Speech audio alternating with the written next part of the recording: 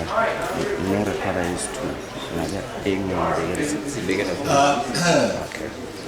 morning, everyone. I want to welcome you to the SWOP Colloquium on the meanings of Marikana. It's going to be a great program and a great couple of days. My pleasure is to welcome the Deputy Vice Chancellor for Finance and Operations, Professor Tawana Kupe, who is going to open the colloquium. Now, Tawana has been in this position for about a year. Prior to that, he was the Dean of the Faculty of Humanities here at Wits.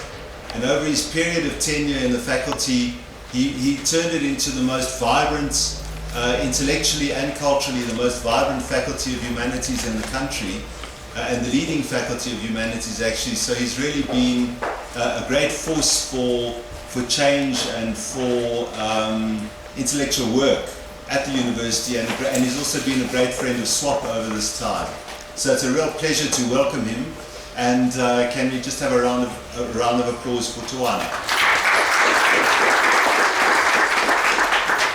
Right, Tawana, over to you. Dean, and going forward, SWOP was a great friend of mine for many reasons. But I'm here really to give you a very warm welcome to Wits, the Faculty of Humanities, and most importantly to the SWOP Institute. I think we in the Faculty of Humanities and in the university have many institutes, but I think that SWOP is one of our best institutes in the way in which it connects intellectual life to real life out in the world on major issues that affect our society, the continent, and even the world. It's interesting for me today that I wake up and first thing I do is to come and open a conference on the meanings of Marikana, implications for a post-apartheid South Africa. Some of you might know that last night, which was my last act, I was at a lecture by Cyril Ramaphosa, the Deputy President of the ANC, where he was talking about the National Development Plan, in which Carl is implicated, because he's one of the commissioners. But I know that Carl takes a critical attitude to the NDP. Him and I used to talk a lot about it. So at this lecture yesterday, one of the more interesting things was that some miners from Marikana came in a bus. They came again a few weeks ago at another event, and other support groups associated with Marikana, what happened in Marikana. Striking thing about the Cyric's lecture is that he actually didn't mention Marikana in his 1.5 hour talk or more. He only mentioned it because there was a lot of heckling and booing, you can imagine, and a lot of protest. He only mentioned it in response to questions. And when he did, this is what he said, and I'll try and quote him verbatim: "A poor eyesight but good memory." He said something like this: well, there are platforms where we can talk about Marikana. He'd also been asked about the question of legal fees. He said, well, you see, I think we'll find a solution, and the solution can be found, the solution will be found, that political way of talking. And that was all he said about Marikana. At least today, I wake up and come to a colloquium or a conference where we will talk, Marikana will be center stage in a title called The Meanings of Marikana, not just the meaning of Marikana. In Cyric's talk last night, the meaning of Marikana was subsumed in the meaning of the contribution of the mining industry to national development in that very abstract way. But I think today, last night, one of the things I did was, I read, the Carl was kind enough to send me the poster and all the abstracts of the conference, which is 43 pages out, and biographies. I read all of it. And I could see chalk and cheese between what Cyril was saying and the abstracts that people are, and what they intend to talk about. So I would like to congratulate you in advance, even if you are starting. From what I can see from the abstracts, this is going to be a very rich intellectual conference, a very progressive one, and one that is oriented to national development of a different kind from the one that mainstream society always, and people like Cyril and the business community always talk about. Allow me also in my welcome to give you a bit of history about SWOP. As I said, SWOP is a leading institute and has been a leading institute for many years, if not many decades. SWOP started 29 years ago with research on health and safety underground for the National Union of Mine Workers. Then they did path-breaking research for again the National Union of Mine Workers on AIDS among migrant workers. Then they followed up with another groundbreaking, excellent research on the implications for labor for ultra-deep level mining. So SWOP has always been at the cutting edge of looking at issues to do with mining and mining communities. It is not surprising, therefore, that they are tackling Marikana and the whole issue of the platinum industry in our society. I would also want to welcome warmly and thank deeply the main sponsors of the colloquium. That is Ray Bush of the Review of the African Political Economy, a journal that has a special place in my heart. When I was a second year undergraduate student, the first copy of a journal I ever owned was the Review of African Political Economy. That was courtesy of my auntie, who was a graduate of Sussex University and a historian. And he always told me that all progressive scholarship is published in the Review of African Political Economy. Whatever you do, my nephew always read Review of African Political Economy. He also said I should publish in the journal. I haven't done that yet, but I'll do so shortly. Every time. Nick Naylor of Ford, thank you very much for your support. And Excel Schmidt of Frederick Ebert Sifton, thank you very much. I'd like to thank all of you who have made contributions with abstracts, who will contribute today, and also wish you deep, rich discourse, conversations, dialogue, and sharing of ideas. I'm doing this quite quickly, and also I can't stay with you, because believe it or not, I'm going to teach an undergraduate, a postgraduate class right now on political economy of African media systems. And one of the things I'm going to talk about is the coverage of Marikana in the media and the political economy of the media and its relationship to mining capital. So I'll publish that article in the Review of African Media. Thank you very much.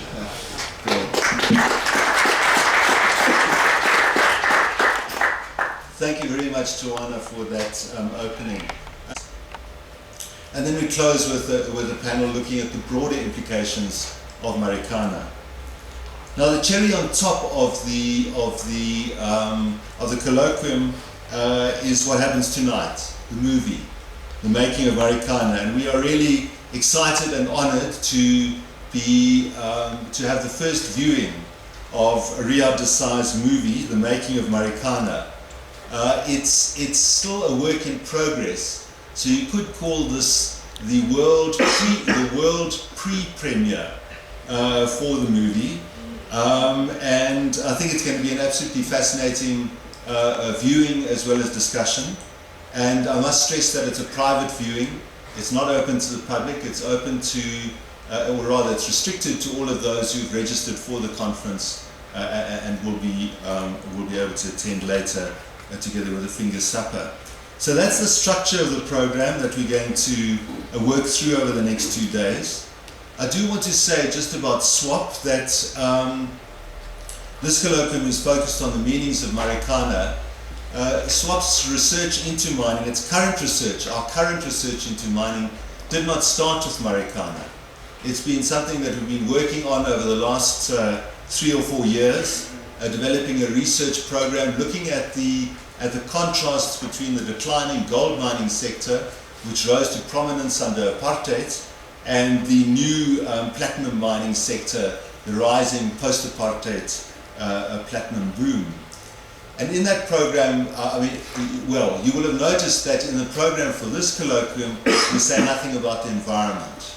And that's not because we ignore the environment at all. That's a large part of our research program. But this is only the first in a series of colloquia that will be running over the next 2 or 3 years, in which we'll be presenting a wider range of research into environmental impacts and implications, urbanization and spatial development, mine closures and former mine workers and livelihoods, violence in the mining industry, the meanings of Moodie to mine workers, as well as the themes that we are looking at in this colloquium, which we will pursue through the other colloquia as well. So that's just to let you know that not only SWOP's commitment, but your commitment as a participant audience is to a series of colloquia over the next 2 or 3 years. That's the introduction to the colloquium over. We now move to the first panel, which is really the panel of opening remarks by Dunbar Moodie, who is co-convener of the colloquium with Gavin, and by Ray Bush from Review of African Political Economy and Leeds University. So Ray has been working on political economy of Africa and further afield over many, many years, and has published widely. His most recent book, an edited collection with Habib Ayeb, is Marginality and Exclusion in Egypt, published by Z Books last year. We're very glad to have Ray with us, not only for his own sake, but also for his role in the Review of African Political Economy. And we also want to thank him, of course, again for the support for the colloquium. Dunbar is a South African who has been in a kind of exile, limbo, in the far west in the US for a long time, but has always come back here to do his research and has become a visiting research professor at SWOP. Will be spending the next 3 years with us. He's the author of many, many articles, but his two key books that you will know are his first one, The Rise of Afrikanerdom, which is really a path-breaking analysis of Afrikaner nationalism, and then Going for Gold, which I always introduce as, well, let me put it this, a lot of sociology is pretty undigestible, pretty clunky. You don't read it for pleasure, you read it, you have to dig away to get at the knowledge in it. Dunbar's work is a sociology that sings. There's not a lot of sociology that sings, but Dunbar's does. He doesn't quite rise to singing a song when he talks though, but it's really great to have him with us as really the kind of primary analyst of labour in the mining industry. The book that he's working on now is a history of the rise and current position of the National Union of Mine Workers. So those are our two speakers who are going to open the conference with some perspectives on mining internationally and in South Africa. I'm going to hand over to you, Ray. Thanks very much. It's a wonderful opportunity to both.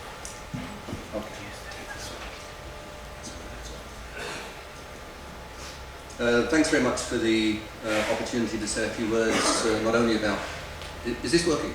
Yeah, it's working. Not only about rope, but also to make a few comments about mining and the political economy of mining. I mean, we at ROPE are really delighted to be able to help in a small way support this workshop and also renew links with Gavin, who has published on platinum in ROPE already. This is a great opportunity to learn about the intense struggles at Marikana, but also about the importance of the new political economy of platinum in South Africa. I should say too that ROPE will, towards the end of this year, publish a issue on South Africa, edited by two guest editors from WITS, Nicholas Convignon and Aurelia Kabwe-Sigati. So it's a great opportunity for us to be here and also to think about upcoming contributions from you all to ROPE. So that's a great opportunity for me to have this advertising campaign.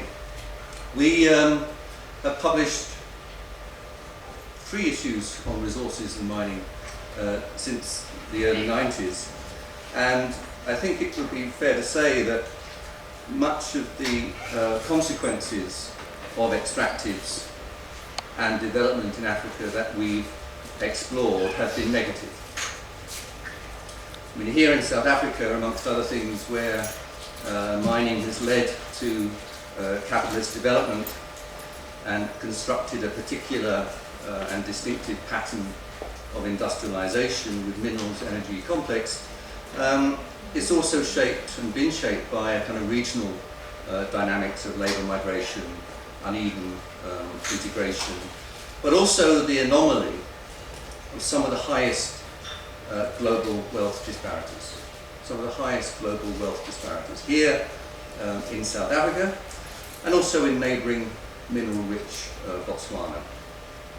And those global wealth disparities, the intensity of them, challenges the persistent rhetoric amongst donors and by corporations that mining is good for development. And this binary of mining and development is something I think that we have to, and I'm sure in the next couple of days, will be problematized. It certainly needs to be unpacked. I think it's particularly important to do so now at a time of strikes, of protest, of state and corporate violence, but also because across the continent there is also another wave of optimism. A wave of optimism rushing over donors, policymakers, influencing the way in which mining is viewed as a tool for development.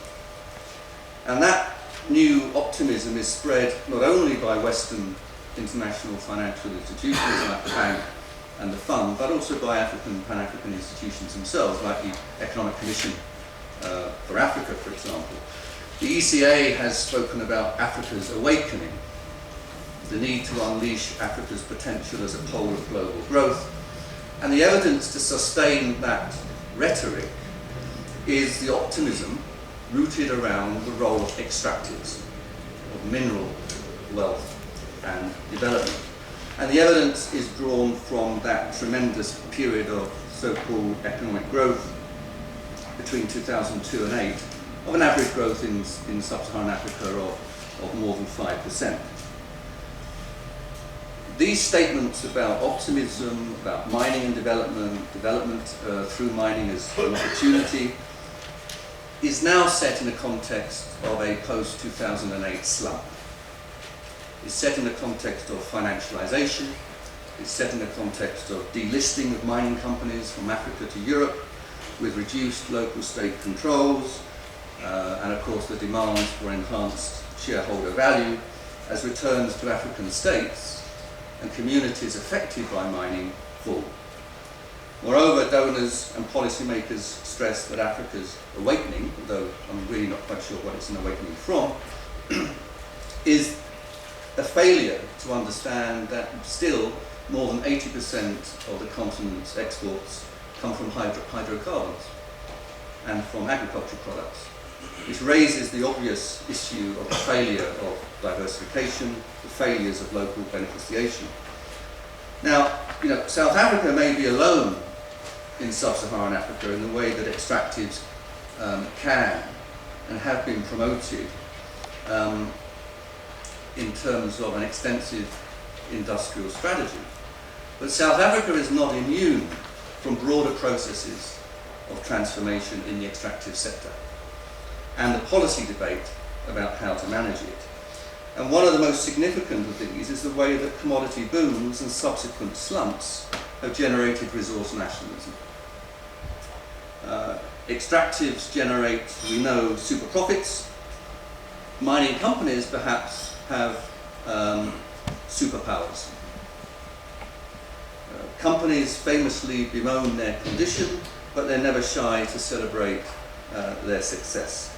The current downturn in prices is explained by an increase in operational costs, threats of resource nationalism, and it led the influential PricewaterhouseCoopers 2013 review of the global trends in mining to lament an 8% return on capital employed in 2012, down from a peak of more than 23% in 2006.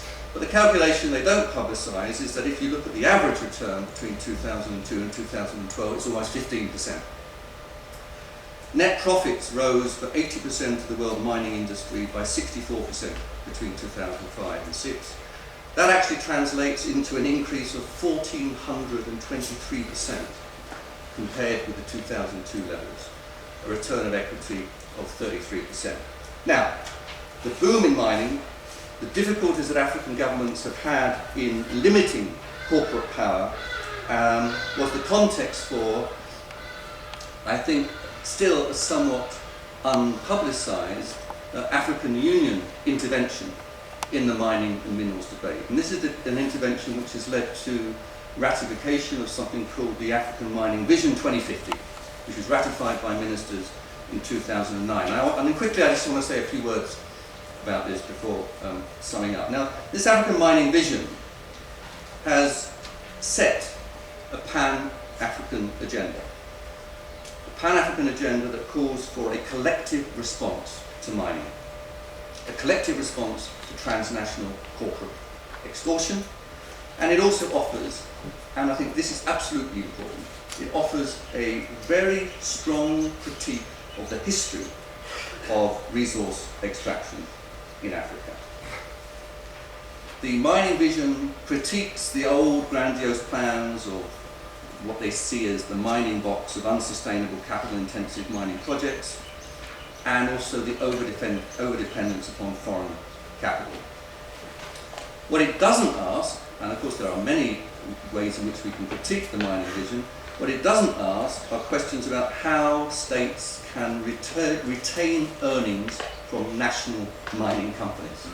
How can states retain the earnings from national mining companies? Something that's crucial to promoting a locally based process of industrialization.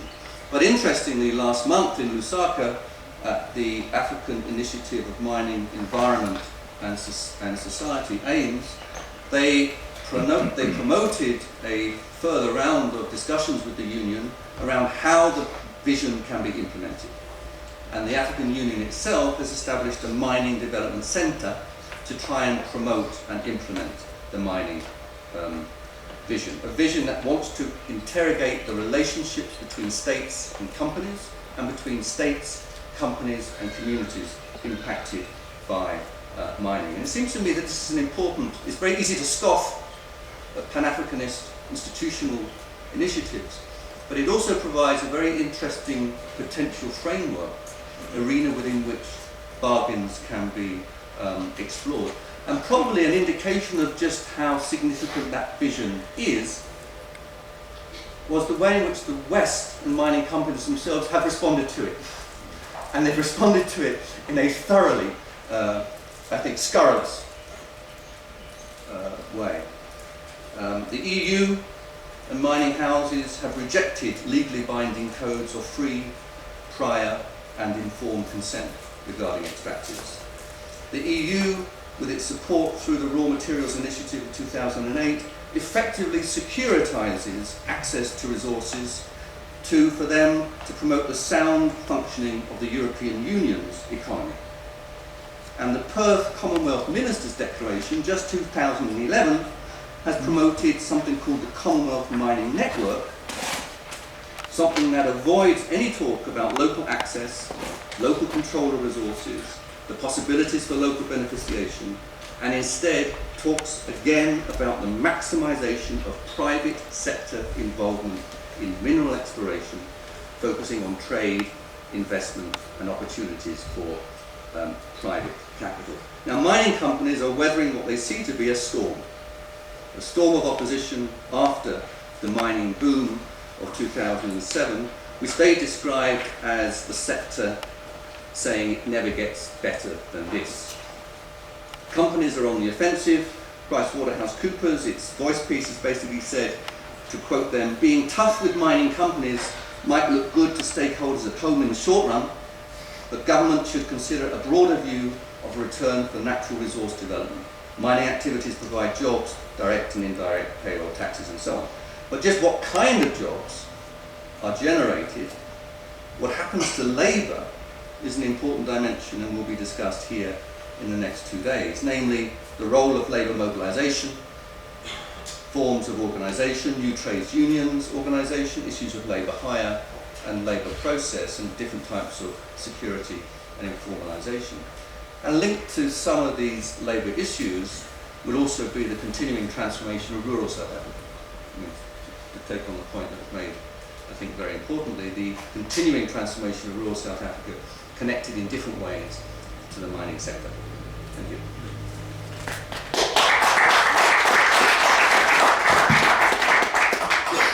Thanks, Ray, for those very useful remarks on the wider context and some of the struggles over mining, which we'll take up in panels later today. Next, Dunbar. Yeah, is this thing on? Can you hear me? Yes. Great. All right.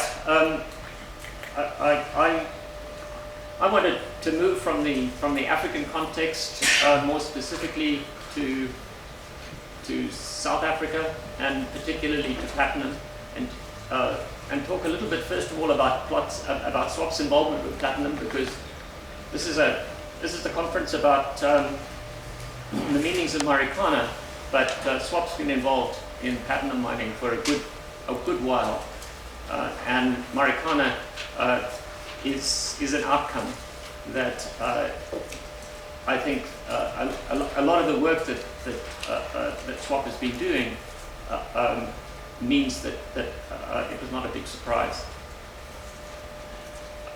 So let me do something. Old men like to tell stories, right? Let me do something to kind of talk about how SWOP sort of developed its current involvement, particularly with platinum. Since 1998, SWOP has conducted a series of studies of service delivery for the NUM at the invitation of the union. Andries Bezetner, is Andries here? He's here. He's coming anyway. Was involved? He's here. Yeah, they're at the back. Hi, Andries. He was involved in all these surveys, and it's a result of his initiative that two current PhD students in SWOP are working on platinum mining. And both Crispin and Asanda will be doing presentations later in the colloquium.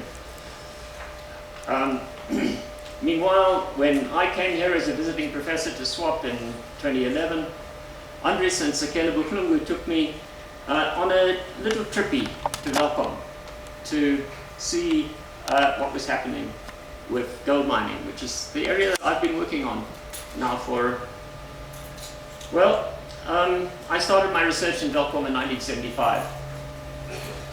It was an eye-opener to go to Welkom. A trip down memory lane, but also a shock of realization. When I started my research in Welkom in 1975,